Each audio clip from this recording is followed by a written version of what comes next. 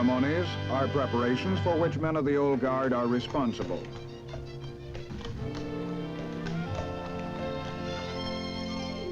The caisson is kept clean and polished.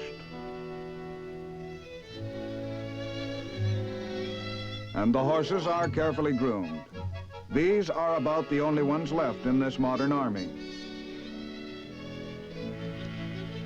And here is the last blacksmith in the ranks of an army that once had many. Like the old village blacksmith, Sergeant Burgess likes some of the old-fashioned methods. For example, a hand method of fanning the flames instead of an electric motor available for the purpose. Better control that way, he says. No chance of forgetting to turn off the motor and burning up the shoe. Some of the old ways survive in this fast-changing army.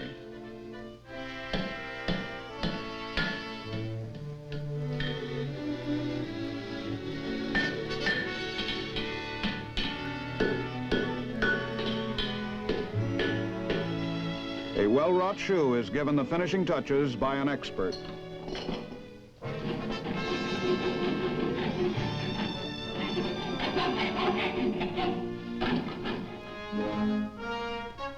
The Military District of Washington has within its command many units and services.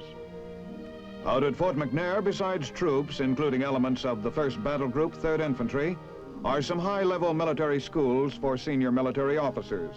The National War College, the Industrial College of the Armed Forces. Under the supervision of the Joint Chiefs of Staff, these schools prepare men of all 3 services for command and staff duties in the highest echelons of the armed forces.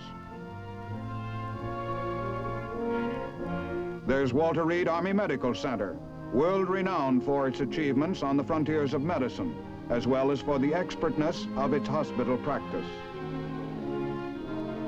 At the White House itself is an Army unit which, though not within the organization of the Military District of Washington, serves the President of the United States, the White House Army Signal Agency. A small group of communications specialists make certain that the President is never out of touch with the nation or the world. Coded messages are sent and received by radio teletype. A switchboard is always ready in case of emergency. Direct lines are kept open from the White House to the most important agencies of government, a precaution aimed at continued operations during emergency. Television facilities are operated by the White House Army Signal Agency. Today, the work of soldiers in the Capitol is infinitely varied and highly specialized. Sometimes it is difficult to realize that all of the tasks here relate in some way to the basic mission of defense.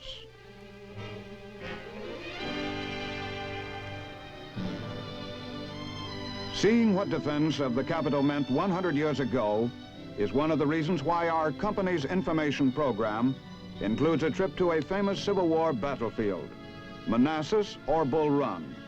There is something to be learned here, something to give a soldier of today perspective on his present mission. A stone bridge on the way to Washington. Here was the beginning of the first great battle between North and South. On a bright Sunday, July 21st, 1861, the Federal troops opened the attack. But the Confederates were finally to win on these fields under brilliant leadership. In the area, we stopped to look at a diorama and listen to a description of a moment during the fighting. Here is one of the truly dramatic incidents in American history. The moment during the First Battle of Manassas when Thomas Jonathan Jackson earned the nickname Stonewall. General B, desperately attempting to rally his men, has just seen Jackson's brigade drawn up along the ridge south of him. Inspired by Jackson's determined stand, B points toward the general sitting calmly on his horse at the top of the hill and shouts, "There is Jackson standing like a stone wall. Rally behind the Virginians." Stonewall Jackson thus won his immortal nickname. No one can leave here without feeling that something beside guns is needed to win battles. The determination of fighting men is still essential, along with the weapons of modern defense. Here and around the Washington area are Nike Hercules sites, manned night and day. During a practice exercise, one can see that behind these missiles must be men determined to carry out their work swiftly and efficiently. In this practice alert, the signal is given to clear the area. At other sites around the city, other missiles are as ready as this one for possible enemy attack. Ready too are men of the 1st Battle Group, 3rd Infantry. In addition to their ceremonial duties, these combat troops are in active training 8 months of the year. During an alert, they show they're a top-flight, fast-moving outfit.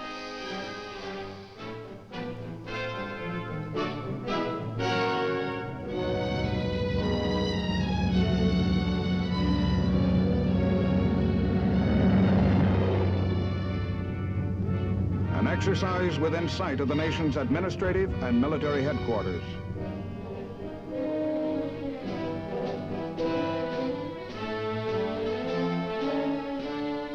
At the heart of the nation are soldiers of the Military District of Washington, protecting and serving the people of the United States.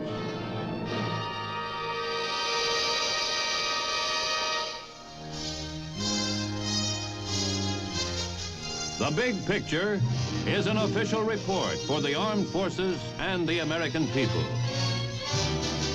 Produced by the Army Pictorial Center.